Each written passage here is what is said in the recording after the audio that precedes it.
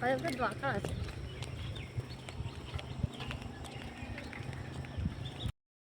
তো সকাল সকাল আমরা চলে এসেছি আমাদের আম বাগানে।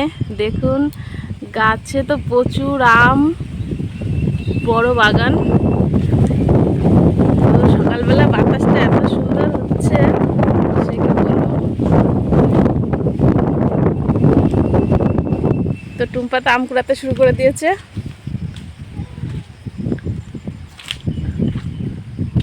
দেখুন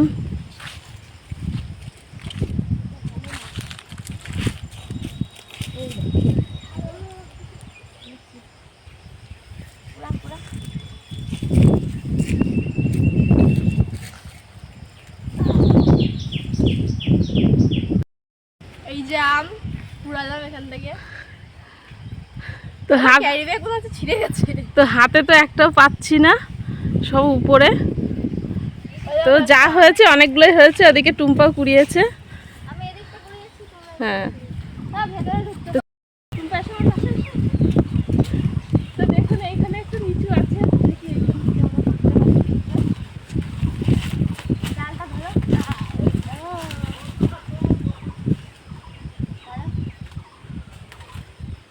ফোন আর এই হাতে এটা আমি পারতে পারবো না। পারো এটাও পারো। নিচে থাকলে সব লোকেই নিয়ে যাবে, আমরা ঘরে পড়ে যাবো। সেদিন হয়তো আমরা আর আসবো না, পাবো না। এই না তাই না আমি কেউ কাঁচা গিয়েছে। আম পেরেছি। চলো বাড়ি গিয়ে ধুতে হবে। ওই এটা পড়ে গিয়েছে আম। ওই পড়ে রয়েছে।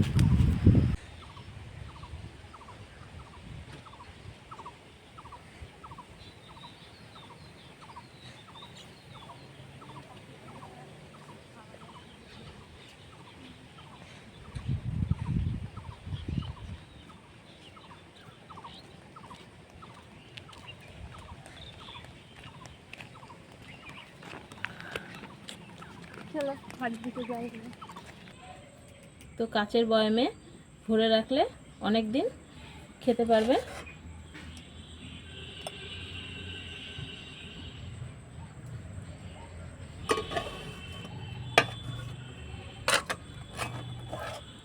রুটি কিংবা ব্রেড সব কিছুর সাথেই ভালো লাগবে খেতে।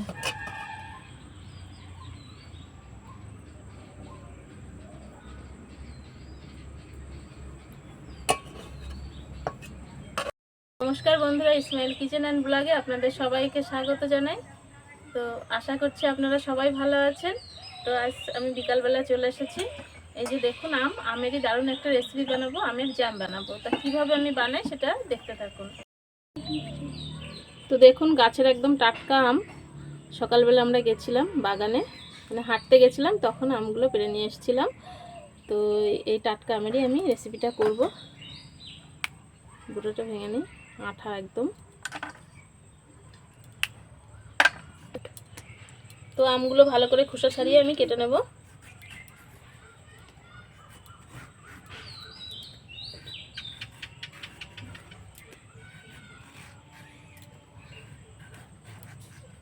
তো আমের আচার তো আমরা সবসময়ই খেয়ে থাকি।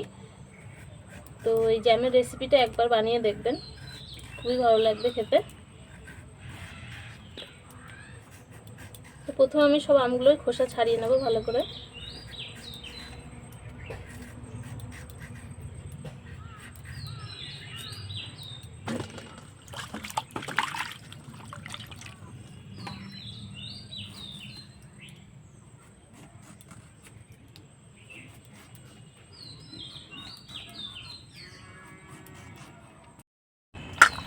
তো খোসা ছাড়িয়ে নিয়েছি, এবার আমি আমগুলো একটু কেটে নেব।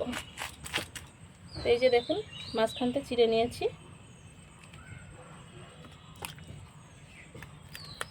তো ভিতরে আটিটা বাদ দিয়ে দেবো, দিয়ে আবার আমি জলে দিয়ে দিচ্ছি। তো করতে হবে মাম্মা। বাবা একটু আমি খেতে পারি? হ্যাঁ অবশ্যই পারো।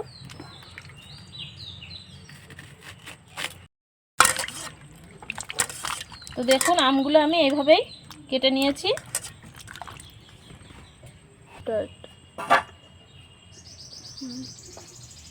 বাবান তো লোভ সামলাতে পারলো না, তো বাবানের ওটা কাঁচা মিঠা আম, তো একটা কেটে দিয়েছি, বসে বসে খাচ্ছে। আমটা আমি একবার ধুয়ে নিয়েছিলাম, আবার জল দিয়ে দিচ্ছি, তো জলে ভেজানো থাক। তো উনুনটা আমি ধরিয়ে নিচ্ছি।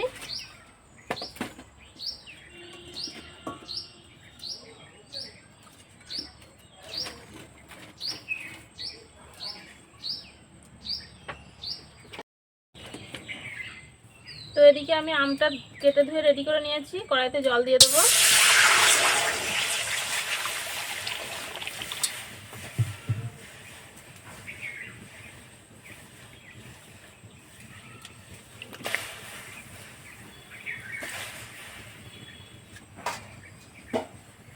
তো জলের মধ্যে দিয়ে দেবো আমি 1 মুটকি ভিনিগার, দিয়ে আমি সিদ্ধ করে নেব। তো 1 মুটকি আমি ভিনিগার দিয়েছি, কারণ জ্যামটা অনেকদিন বেশ ভালো থাকবে তার জন্য। তো আমটা আমি প্রথমে সিদ্ধ করে নেব।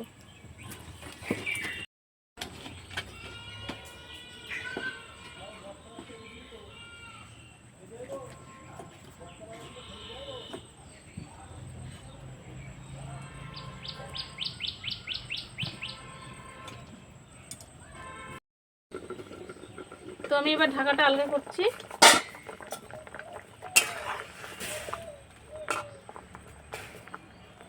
তো আমটা সিদ্ধ হয়ে গেছে, আমি নামিয়ে নেব।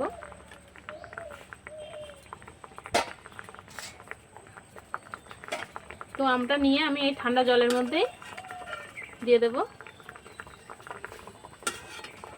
তাহলে তাড়াতাড়ি ঠান্ডা হয়ে যাবে।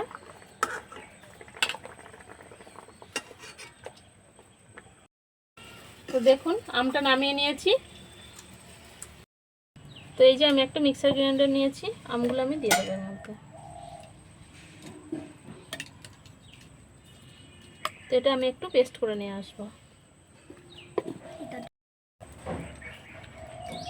তো দেখুন আমি একটা থকথকে পেস্ট বানিয়ে নিয়ে এসেছি। তো এবার এটা আমি একটু সেঁকে নেব।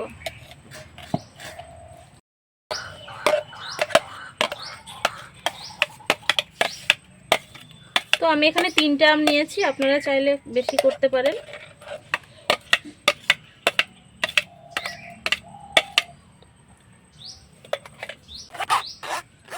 তো পেস্টটা আমি এইভাবে একটু ছেঁকে নেব, নিলে ভিতরে যদি গোটা অংশ থাকে সেটা বাদ দিয়ে দেব। তো দেখুন খুব সুন্দর করে আমি ছেঁকে নিয়েছি। তো যেহেতু আমি 3টে আমের এই কাপটা বের করে নিয়েছি, তো সেই পরিমাণে আমি চিনি নিয়েছি। কড়াইতে আমি চিনি দিয়ে দেব, দেব সামান্য জল।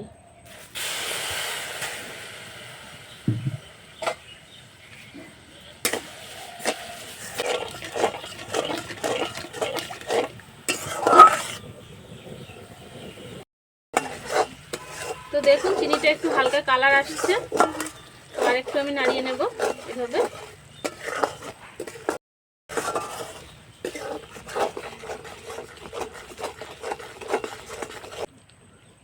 তো এবার আমি আমটা দিয়ে দিচ্ছি।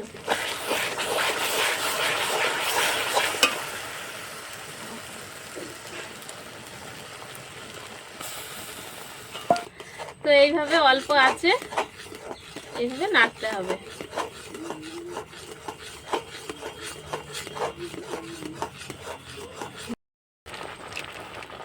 তো দেব সামান্য গোলমরিচের গুঁড়ো।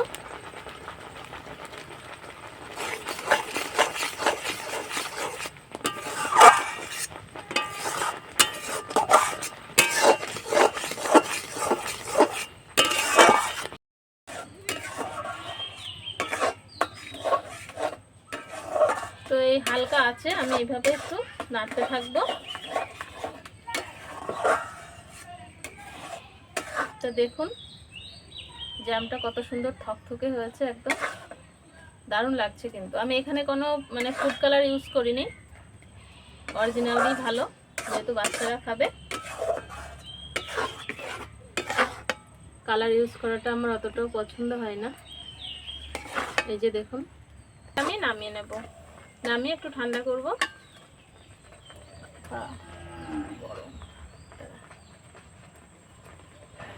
তো আমি নামিয়ে নিচ্ছি।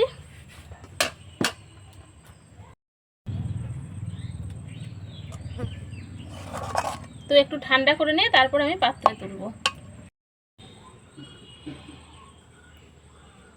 তো দেখুন জ্যামটা দেখতে কত সুন্দর লাগছে, খেতেও অসাধারণ টেস্ট।